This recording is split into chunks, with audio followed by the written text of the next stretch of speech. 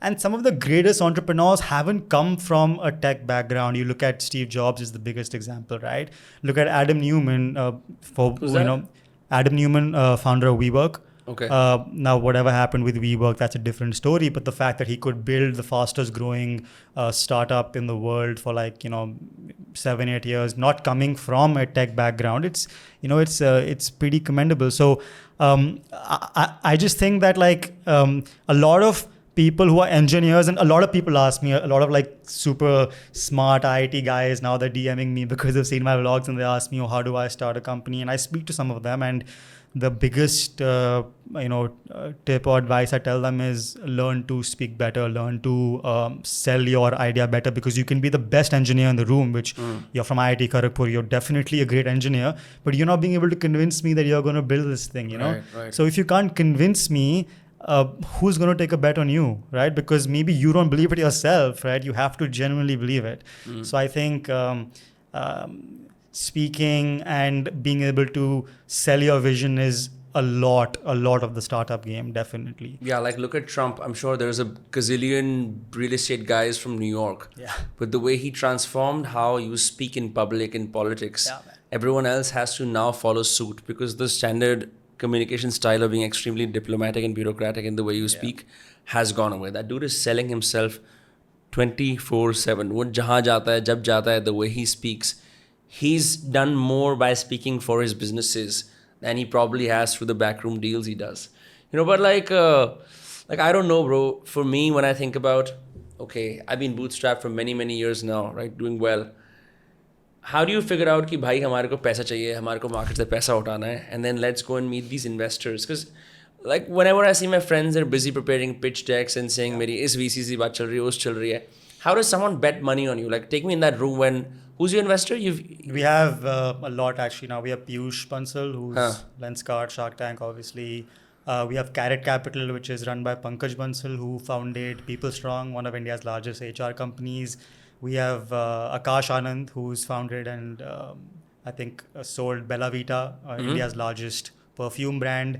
And we have Mr. Alok Cobra, who was the head of Goldman Sachs Wealth back in the 2000s, and now is the chairman of Everstone. It's a $15 billion, So how did you convince these giants to pay money to you? Honestly, I think the best thing we did was stay bootstrapped for as long as possible.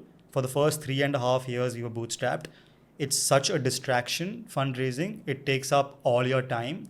And a lot of early stage founders, they think that fundraising is the end all. It's not.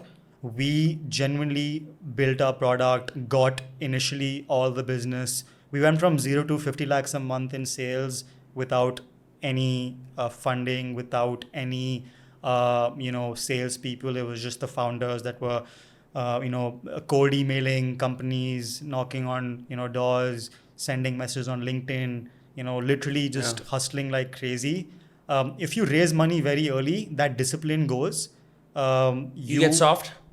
You tend to spend more than you should. You get these fancy offices, and you get all these fancy salespeople and lawyers and accountants, and that's all. I would say definitely it's important. You get a whole founder's office associate. Exactly. Employees, I mean, I see people that are doing 20 lakhs of business a month who have a chief of staff and an executive assistant. I'm like, that's not smart. We have been profitable since day one. Every month we've been profitable since its inception. That business discipline is the reason why I would say we are growing so fast now and growing so profitably. And how do you not overspend? What glamorous, useless things did you do away with that typically other businesses? You come to an office, and for the size that we are, office is very, very basic. We don't have a fancy office. We don't overhire. We don't have these, fancy positions that people, think that you should have, like a chief of staff. I still don't get what the hell that means. You're not running for president that you need a chief I think, of staff. but generally people get chiefs of staff when they're not very operational themselves. When you're a vision-centric founder who's up in the clouds a lot of times, it's difficult to be operational and down in the weeds. I think whenever I hired my chief of staff, that was the reason. But yeah, it's very difficult to then think about the justification for the job in periods of when you yourself as a visionary founder step down and get in the weeds. No, man. Early stage, a founder should be doing everything.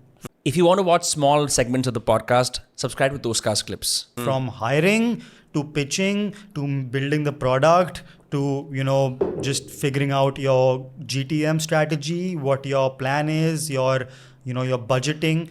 I think that discipline teaches you so much. So for example, track check, like because we were bootstrapped for 3.5 years, we were so careful about how much we spend, our payment terms with our vendors, our payment terms with our clients.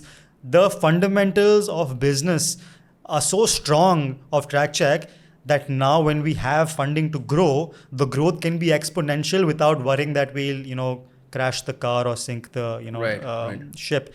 And I think from a fundraising point of view, we didn't actively go out and fundraise.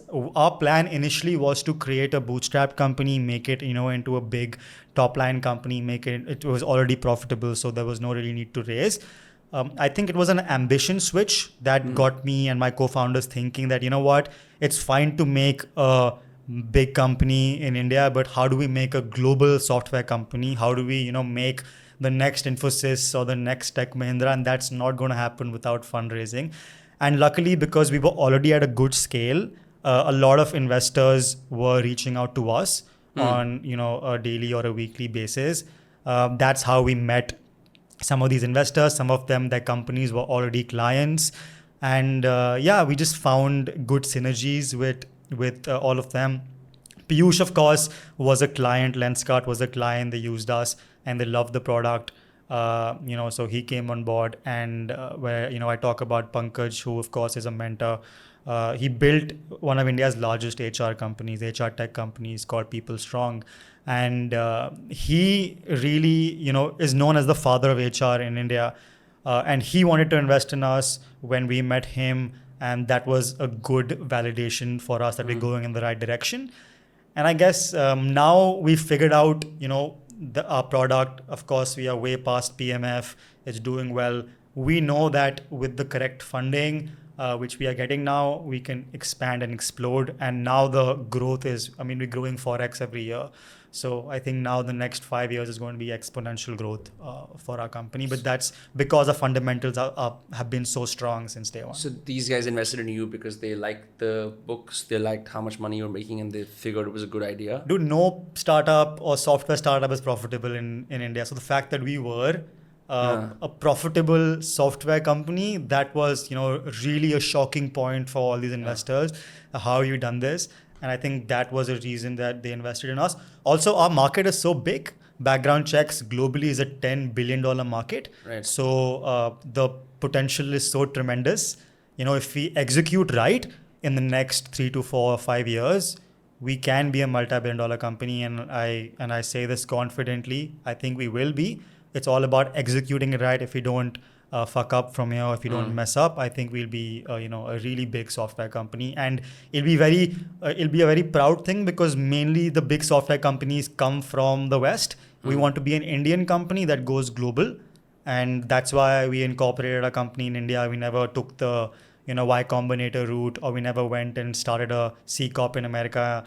We want to be an Indian private company. We want to grow from here. We want to have clients globally, and we want to. Sorry, how much did you raise? I can't disclose it, but it's a ऐसा क्यों होता है? I don't know. Like, is there a reason why? I don't know, man. Like sometimes the investors don't want to disclose it Okay. For certain reasons.